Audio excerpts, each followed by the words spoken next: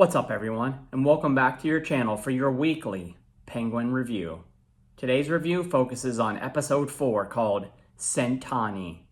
The Penguin takes a back seat to Sophia on this one as the entire episode focuses on her backstory and chronicles her fall and rise. Let's get into it. This episode picks up literally where the last episode ends. Sophia and Oz are being held at gunpoint until Victor saves the day. Nadia Moroni knows that Oz sold them out, and Sophia now knows that Oz killed her brother. Oh boy. Basically, we get to hear what happened when Victor was driving over to save the day. Sophia gets knocked unconscious, basically, but calls her shrink from the old Arkham days. From there, we see how Sophia was a successful businesswoman, running a charity to help prevent mental illness and suicide after her mother died of that when she was a child. She is nothing like the crazed lunatic that has graced the screen up until now. Her father, Carmine, has slated her to take over for him and run the family as she has a good head on her shoulders.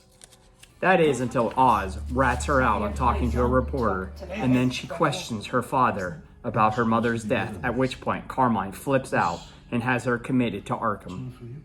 She is eventually framed and convicted of 7 murders of women that were hanged, which is where she got the nickname, the Hangman.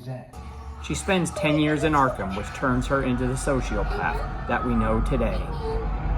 At a family gathering in the present day, she says she is going to leave the family and start a new life, but there is more to that than meets the eye. For the first time, I have hope.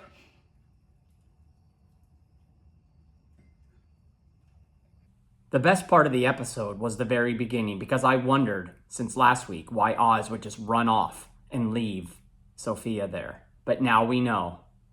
And boy, I can't wait for that payoff. But like I said earlier, the Penguin takes a back seat on this one as the entire episode is dedicated to Sophia. It's all about her. While the backstory was needed, I didn't feel like it warranted an entire episode. Granted, the backstory of her fall from grace was terrific, though maybe a bit drawn out. I was slightly disappointed that John Turturro did not reprise his role as Carmine Falcone, but instead we got Mark Strong. Mark Strong took over the role, and while they looked somewhat similar, he wasn't John Turturro. I felt like he did a good job though portraying her father.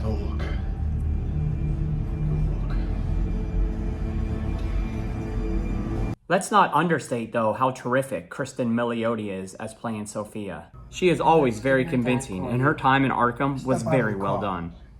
That was my favorite part of the episode, as you could see her changing from the pampered and well-mannered woman to a vengeful and vindictive psycho that will do whatever it takes to get her way.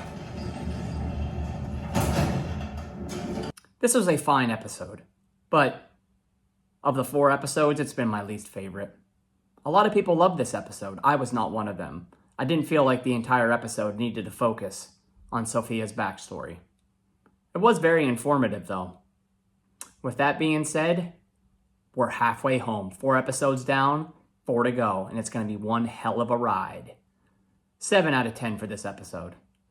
Well, that's this week's review of The Penguin. Come back next week for episode 5. Make sure to like, subscribe, comment, and share, bruh.